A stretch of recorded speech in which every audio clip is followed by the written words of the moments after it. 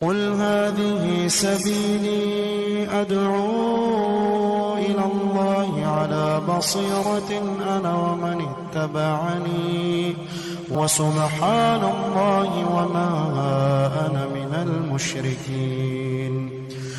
اعوذ باللہ من الشیطان الرجیم. بسم اللہ الرحمن الرحیم.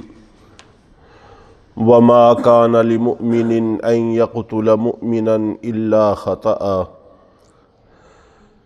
کسی مسلمان کے لیے یہ مناسب نہیں ہے کہ وہ دوسرے مسلمان کو قتل کرے الا یہ کہ غلطی سے یہ عمل واقع ہو جائے.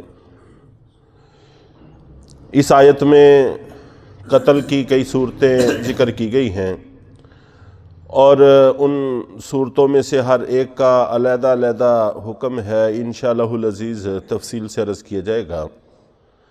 سب سے پہلے تو ہمیں یہ بات اچھی طرح سے ذہن میں بٹھا لینی چاہیے کہ دین اسلام امن کا دین ہے، سلامتی کا دین ہے. یہ اللہ کے حقوق بھی بیان کرتا ہے، اللہ کے بندوں کے حقوق بھی بیان کرتا ہے، عام جاندار اور حیوانات کے حقوق بھی بیان کرتا ہے.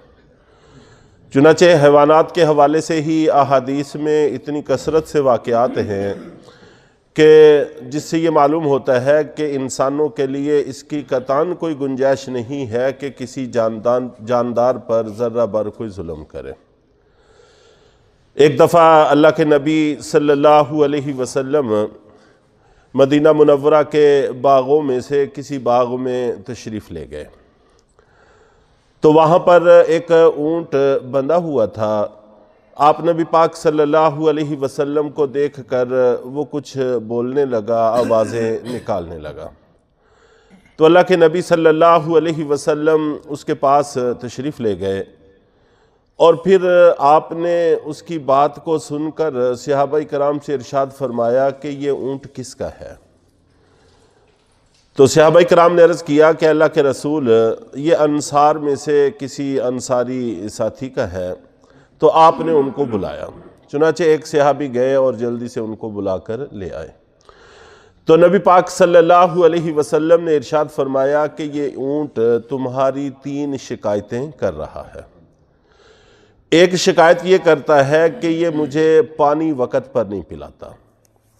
جاندار ہے، اس کو باندھا ہوا ہے، رکھا ہوا ہے، اس کے پانی کا خیال رکھنا یہ ہماری ذمہ داریوں میں سے ہے. اگر نہیں رکھیں گے تو قیامت والے دن اس کے بارے میں پوچھ ہوگی. دوسری شکایت یہ کرتا ہے کہ یہ چارہ مجھے پورا نہیں دیتا. چارہ تو دیتا ہے لیکن میری ضرورت سے کم دیتا ہے. اور تیسری شکایت یہ کرتا ہے کہ مجھے دھوپ میں باندھے رکھتا ہے اور میری گرمی سردی کا خیال نہیں کرتا، چھاؤں میں مجھے نہیں کرتا. اور اللہ کے نبی صلی اللہ علیہ وسلم نے اس پر سخت ناراضگی فرمائی اور تنبیہ فرمائی کہ قیامت والے دن اس کا بارے میں پوچھ ہوگی اور سزا ہوگی. چنانچہ اس جانور کی ان شکایات کو دور کیا جائے. اور یہ تو وہ جاندار ہیں جو ہم نے اپنی ضرورت کے لیے اپنے پاس رکھے ہوئے ہیں. جو آزاد جانور ہیں ان پر بھی ظلم کرنے کی قطعاً اجازت نہیں ہے، گنجائش نہیں ہے. ابو داؤد شریف میں واقعہ منقول ہے کہ ایک دفعہ اللہ کے نبی صلی اللہ علیہ وسلم کا لشکر کہیں سے گزر رہا تھا. وہاں درخت کافی تھے، گھنے درخت تھے، کثرت سے درخت تھے. تو ایک نوجوان صحابی کی نظر پڑی چڑیا کے ایک گھونسلے پر کہ اس میں چند بچے ہیں اور ان کے پر نکل آئے ہیں لیکن وہ ابھی اڑنے کے قابل نہیں ہوئے اور وہ بچے بڑے خوبصورت ہیں، ان کو اچھے لگے. تو وہ درخت پر چڑھے اور ان بچوں کو اٹھایا اور اپنی جھولی میں رکھ لیا اور لشکر کے ساتھ روانہ ہو گئے. تو ان بچوں کی ماں چڑیا وہ پھڑپھڑانے لگی اور اس نوجوان صحابی کے اوپر چکر کاٹنے لگی. تو اللہ کے نبی صلی اللہ علیہ وسلم کی جب نظر پڑی تو آپ نے پوچھا کہ اس چڑیا کا کیا مسئلہ ہے؟ تو اس نوجوان صحابی نے عرض کیا کہ اللہ کے رسول، اس کے بچے میں نے اٹھا لیے ہیں، اس لیے یہ پھڑپھڑا رہی ہے۔ تو آپ نبی پاک صلی اللہ علیہ وسلم نے اس پر بھی تنبیہ فرمائی کہ اگر تمہارے بچے کو کوئی لے جائے تو تم پر کیا گزرے گی؟ تو یہ بھی اس کے بچے ہیں اور وہ اس کی ماں ہے، یہ تمہارے لیے درست نہیں ہے، چنانچہ جاؤ اور جہاں سے بچے اٹھائے ہیں وہیں پر رکھ کے آؤ۔ تو وہ صحابی واپس گئے اور گھونسلے کے اندر بچوں کو رکھ کے واپس آئے۔ تو اللہ کے نبی صلی اللہ علیہ وسلم نے بڑی تفصیل کے ساتھ عام جانداروں، حیوانات کے بھی حقوق بیان کیے ہیں، چہ جائے کہ انسانوں کے حقوق، پھر اللہ تعالیٰ کے حقوق، ان سب کی پاسداری کا ہمیں حکم ہے۔ اور جہاں تک ایک مسلمان کو قتل کرنے کا مسئلہ ہے، تو اس حوالے سے بھی قرآن پاک میں اللہ رب العزت نے بڑے واضح لفظوں میں فرمایا کہ کسی مومن کے لیے یہ مناسب ہی نہیں ہے، اس کے لیے درست ہی نہیں ہے کہ وہ دوسرے مومن کو قتل کرے، مسلمان کو قتل کرے۔ اور احادیث میں اللہ کے نبی صلی اللہ علیہ وسلم نے بڑی ہدایات ارشاد فرمائی ہیں، المسلم اخو المسلم۔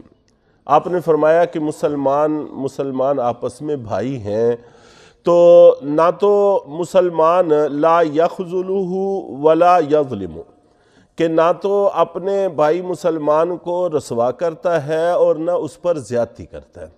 تو اس کے لیے یہ جائز نہیں ہے کہ اس کی عزت کو اچھالے یا اس کے مال و جان میں کمی کرے، کچھ بھی اس کے لیے جائز اور درست نہیں ہے، بھائیوں کی طرح آپس میں رہنا چاہیے۔ اور ایک موقع پر آپ نے ارشاد فرمایا کہ سارے کے سارے مسلمان کا جسد واحد ایک جسم کی مانند ہیں، اور ظاہر ہے کہ جب ایک جسم ہوتا ہے تو جسم کے ایک حصے کو اگر تکلیف پہنچے تو سارے اعضاء بے قرار اور بے چین ہوتے ہیں۔ ایسا ممکن نہیں ہے کہ جسم کے کسی ایک حصے میں تکلیف ہو اور باقی اعضاء اطمینان اور سکون سے چین سے رہیں، یہ ممکن نہیں ہے۔ تو سارے کے سارے مسلمان ایک جسم کی مانند ہیں، لہذا ان کو ایسے ہی رہنا چاہیے۔ اور آپ نبی پاک صلی اللہ علیہ وسلم نے ارشاد فرمایا کہ قتال المؤمن کفر، کہ مسلمان کو قتل کرنا کفر ہے، اور اس کو گالی دینا فسق ہے، کبیرہ گناہ ہے، گالی دینا فسق ہے، قتل کرنا کفر ہے، چنانچہ اس کی کوئی گنجائش نہیں ہے۔ اور ترمذی شریف میں اللہ کے نبی صلی اللہ علیہ وسلم نے یہاں تک ارشاد فرمایا کہ لَزَوَالُ الدُّنْيَا أَهْوَنُ مِنْ قَتْلِ الرَّجُلِ مسلم، کہ ایک مسلمان کے قتل سے پوری دنیا کا نقصان اللہ کے نزدیک کم ہے۔ پوری دنیا کا نقصان ہو یہ کم ہے، ایک مسلمان کا قتل یہ بڑا جرم ہے، بڑا نقصان ہے۔ اور ایک موقع پر یہ بھی ارشاد فرمایا کہ اگر پوری دنیا، پوری کائنات ایک شخص کے قتل میں شریک ہو جائے، سارے مل کر ایک شخص کو قتل کریں، تو اللہ تعالیٰ سب کے سب کو اس جرم کی سزا کے طور پر جہنم میں ڈال دیں۔ تو جبکہ ہمارے ہاں آج کل جو دیکھنے میں آ رہا ہے کہ خون بہانا کوئی مسئلہ ہی نہیں رہا، معمولی باتوں پر، معمولی چیزوں پر ہم ایک دوسرے کا خون بہا دیتے ہیں، اور ہر روز اخباروں پہ ایسی خبروں کی کثرت ہوتی ہے، اور عدالتوں کچہریوں میں اگر دیکھ لیا جائے تو اٹی پڑی ہیں۔ تو ایک مسلمان سے دوسرے مسلمان کو کوئی نقصان پہنچے، اس کی تو کوئی گنجائش ہی نہیں ہے، کوئی سوال ہی پیدا نہیں ہوتا۔ چنانچہ یہ جو آپ نے ارشاد فرمایا کہ مسلمان کو قتل کرنا کفر ہے، یہ اسی وجہ سے ارشاد فرمایا کہ اصل میں مسلمان کا دشمن صرف کافر ہی ہو سکتا ہے، دوسرا مسلمان کا دشمن ہو، اس کا کوئی سوال ہی پیدا نہیں ہوتا، اس کی تو کوئی امکان ہی نہیں ہے۔ تو اور اسی طرح گالی دینا ظاہر ہے کہ یہ بھی کبیرہ گناہ ہے، بڑا گناہ ہے۔ تو بہرحال مسلمان کو قتل کرنے کی قطعاً اجازت نہیں ہے، واضح اور کھلے لفظوں میں اللہ رب العزت نے اس سے منع فرما دیا ہے۔ اور قتل کی کئی صورتیں ہیں، انشاءاللہ العزیز ان سب صورتوں کو ذکر کر کے ان میں سے ہر ایک کا علیحدہ حکم ذکر کیا جائے گا۔ یہ ہمارے لیے کافی مفید اور بہتر رہنمائی قرآن پاک کی ثابت ہوگی۔ اللہ تعالی ہم سب کو عمل کی توفیق عطا فرمائے۔